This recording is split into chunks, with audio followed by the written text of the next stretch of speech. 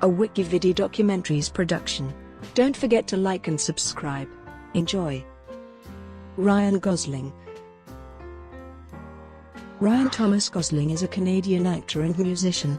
He began his career as a child star on the Disney Channel's The Mickey Mouse Club, and went on to appear in other family entertainment programs including Are You Afraid of the Dark? And Goosebumps. His first starring film role was as a Jewish neo-Nazi in The Believer, and he went on to star in several independent films, including Murder by Numbers, The Slaughter Rule, and the United States of Leland. Gosling gained wider recognition in 2004 with a leading role in the commercially successful romance The Notebook. For playing a drug-addicted teacher in Half Nelson, he was nominated for an Academy Award for Best Actor. And for playing a socially inept loner in Lars and the Real Girl, he was nominated for a Golden Globe Award. After a 3-year acting hiatus, Gosling starred in the marital drama Blue Valentine, earning him a second Golden Globe nomination. Gosling co-starred in 3 mainstream films in 2011: the romantic comedy drama Crazy, Stupid, Love, the political drama The Ides of March, and the neo-noir crime thriller Drive, and received 2 more Golden Globe nominations. His directorial debut, Lost River, was released to poor reviews in 2014.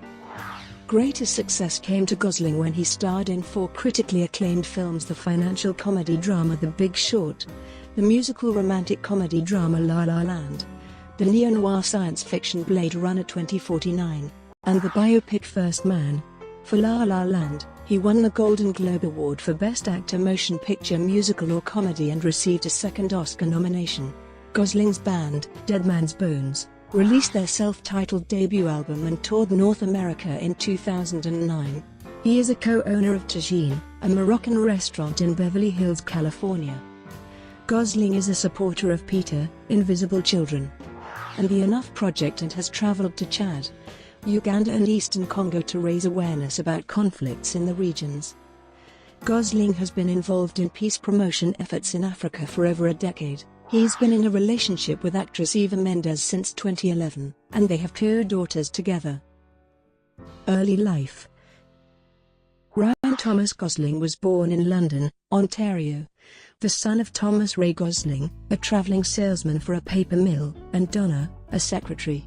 Both of his parents are of part French-Canadian descent, along with some English, Scottish, and Irish.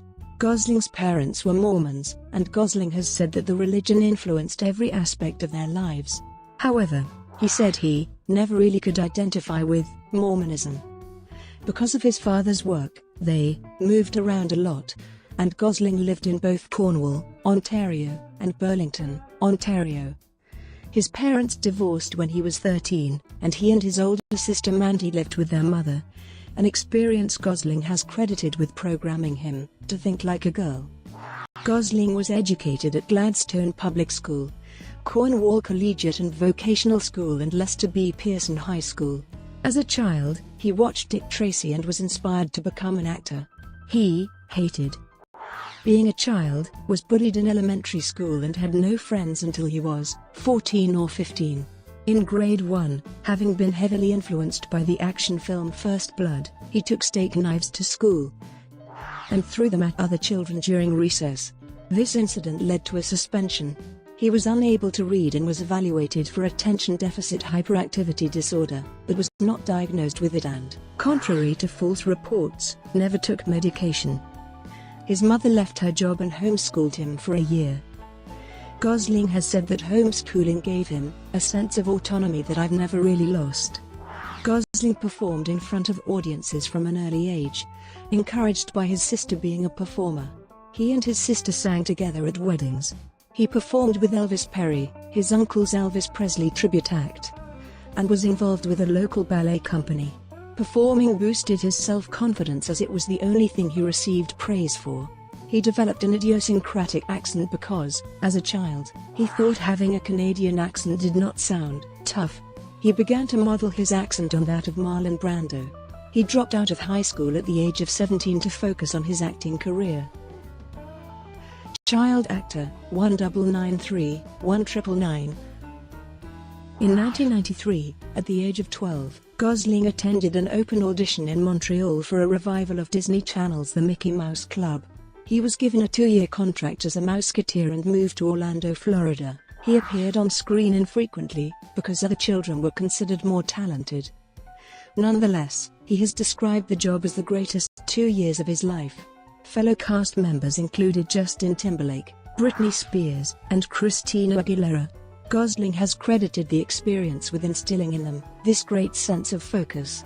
He became particularly close friends with Timberlake, and they lived together for 6 months during the second year of the show. Timberlake's mother became Gosling's legal guardian after his mother returned to Canada for work reasons. Gosling has said that, even though he and Timberlake are no longer in touch, they are still supportive of each other. Following the show's cancellation in 1995, Gosling returned to Canada, where he continued to appear in family entertainment television series, including Are You Afraid of the Dark? And Goosebumps, and starred in Breaker High as Sean Hanlon. At the age of 18, he moved to New Zealand to film the Fox Kids adventure series Young Hercules as the title character.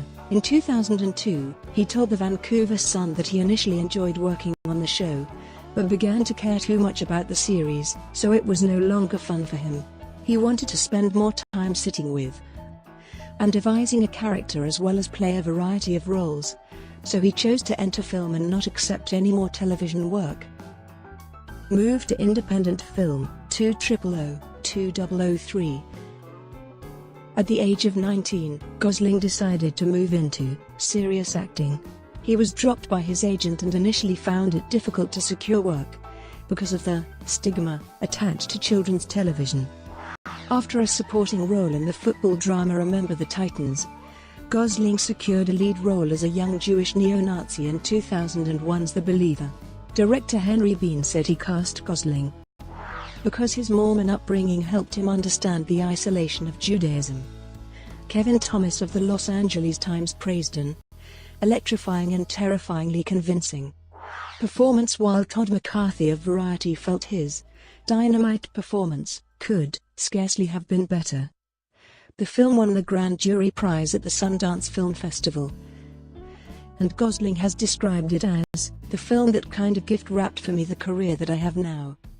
Because of the controversial nature of the film, it was difficult to secure financial backing for a full theatrical release, and the film was instead broadcast on Showtime.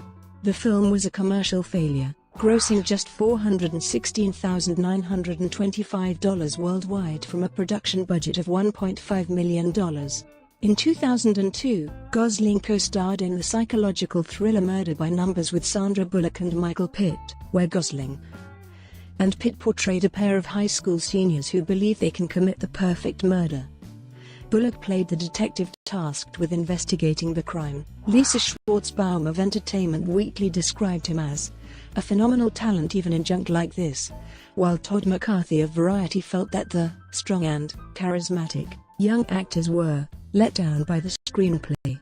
The film was a minor commercial success, grossing $56 million worldwide from a production budget of $50 million. His second screen appearance of 2002 was in The Slaughter Rule with David Morse, which explores the relationship between a high school football player and his troubled coach in rural Montana. Gosling has said that the opportunity to work with Morse made him a better actor.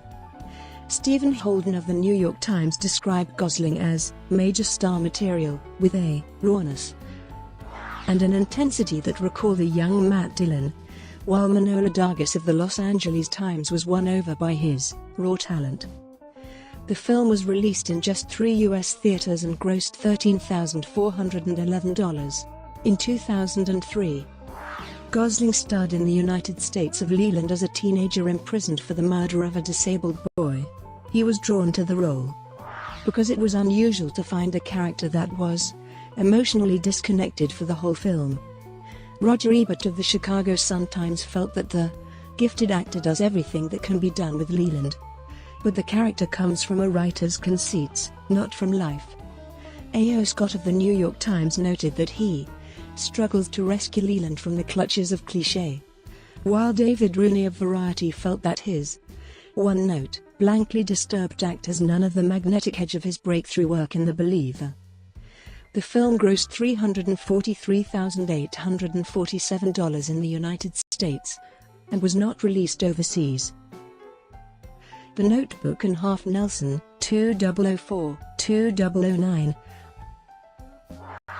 Gosling came to the attention of a mainstream audience in 2004 after starring opposite fellow Canadian Rachel McAdams in the romantic drama film The Notebook, a film adaptation of Nicholas Sparks' novel of the same name, directed by Nick Cassavetes.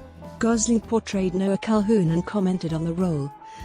"It gave me an opportunity to play a character over a period of time from 1940 to 1946 that was quite profound and formative."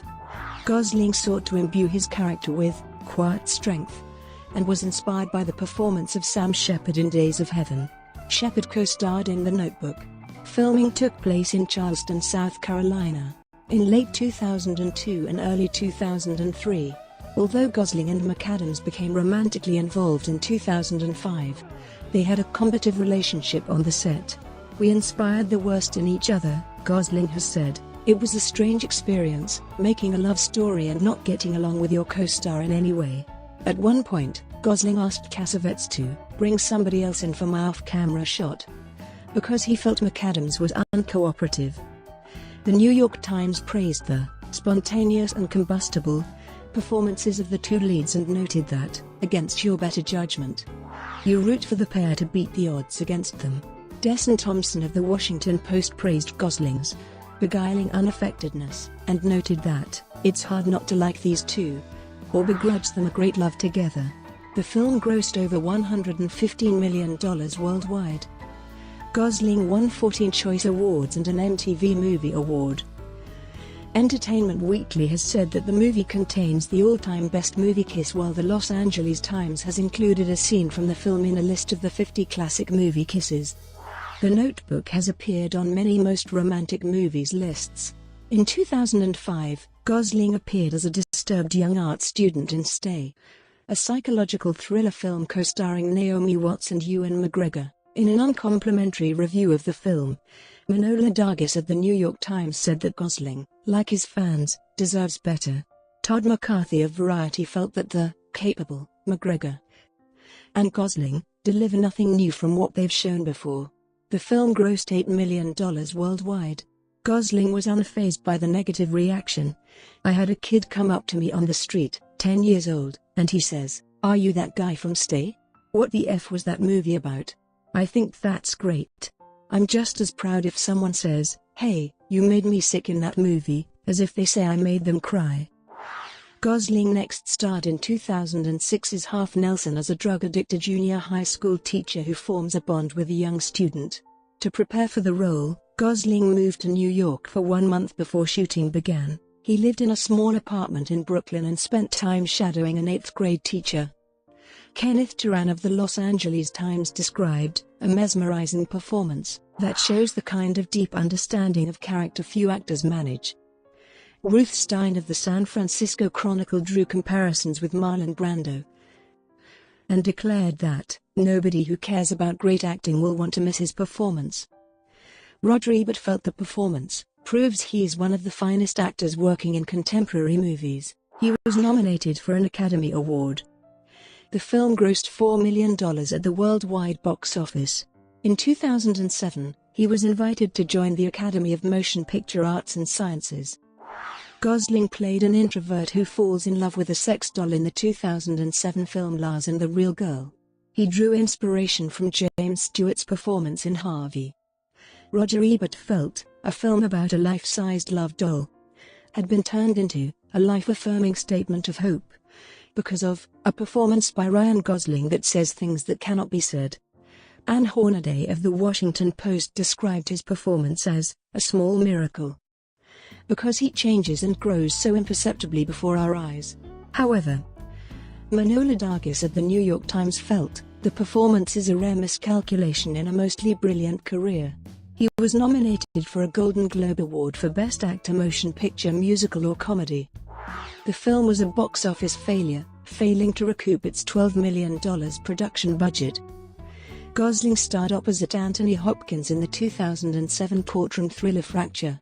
He originally turned down the role, but changed his mind when Hopkins signed on. Gosling noted that he was drawn to his character, Willie, because he had flaws and seemed like a real person. He spent time shadowing lawyers and observing courtroom proceedings in preparation for the role.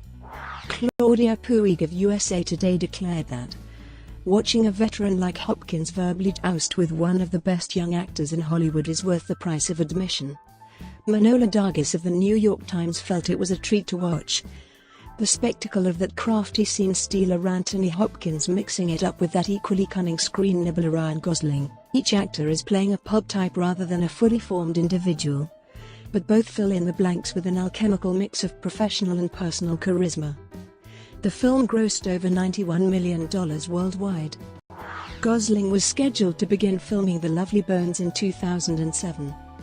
However, he left the production 2 days before filming began, because of creative differences, and was replaced by Mark Wahlberg. Gosling had been cast as the father of the murdered teenage girl and initially felt he was too young for the role. The director Peter Jackson and the producer Fran Walsh persuaded him that he could be aged with hair and makeup changes. Before shooting began, Gosling gained 60 pounds in weight and grew a beard to appear older. Walsh then began to feel he was not right. It was our blindness, the desire to make it work no matter what. Gosling later said, "We didn't talk very much during the pre-production process, which was the problem. I just showed up on set, and I had gotten it wrong. Then I was fat and unemployed." He has said the experience was an important realization for me, not to let your ego get involved. It's okay to be too young for a role. Widespread recognition, 2010-2012. Following a 3-year absence from the big screen, Gosling starred in 5 movies in 2010 and 2011. "I've never had more energy," Gosling has said. "I'm more excited to make films than I used to be. I used to kind of dread it. It was so emotional and taxing. But I've found a way to have fun while doing it. And I think that translates into the films." He has also spoken of feeling depressed when not working. In 2010, he co-starred with Michelle Williams in Derek Cianfrance's directorial debut, the marital drama Blue Valentine. The low-budget film was mainly improvised, and Gosling has said, "You had to remind yourself you were making a film." Mick LaSalle of the San Francisco Chronicle felt he brings a preternatural understanding of people to his performance, while A.O. Scott of the New York Times found him convincing as the rundown, desperate, older Dean, and maybe a bit less so as the younger version. Owen Gleberman of Entertainment Weekly noted that he plays Dean as a snarky working-class hipster, but when his anger is unleashed, the performance turns powerful. However, Wesley Morris of the Boston Globe felt the performance was an example of hipsterism misdirected. He was nominated for a Golden Globe Award for Best Actor Motion Picture Drama. The film was a box office success, grossing over $12 million worldwide from a production budget of $1 million. Gosling's second on-screen appearance of 2010 was in the mystery film All Good Things with Kirsten Dunst. Based on a true story, he played the role of New York real estate heir David Marks, who was investigated for the disappearance of his wife. Gosling found the filming process to be a dark experience and did not undertake any promotional duties for the film. When asked if he was proud of the film, he replied, "I'm proud of what Kirsten does in the movie." Peter Travers of Rolling Stone felt he gets so deep into character you can feel his nerve endings. Mick LaSalle of the San Francisco Chronicle found the chameleonic Gosling is completely convincing as this empty shell of a man. Betsy Sharkey of the Los Angeles Times felt that the film belonged to Dunst, but noted that Gosling is good too. The film grossed $644,535 worldwide. Also in 2010, Gosling narrated and produced Regeneration, a documentary that explores the cynicism in today's youth towards social and political causes. 2011 saw Gosling expand his horizons by appearing in 3 diverse, high-profile roles. He co-starred in his first comedic role in the romantic comedy drama Crazy, Stupid, Love, with Steve Carell and Emma Stone.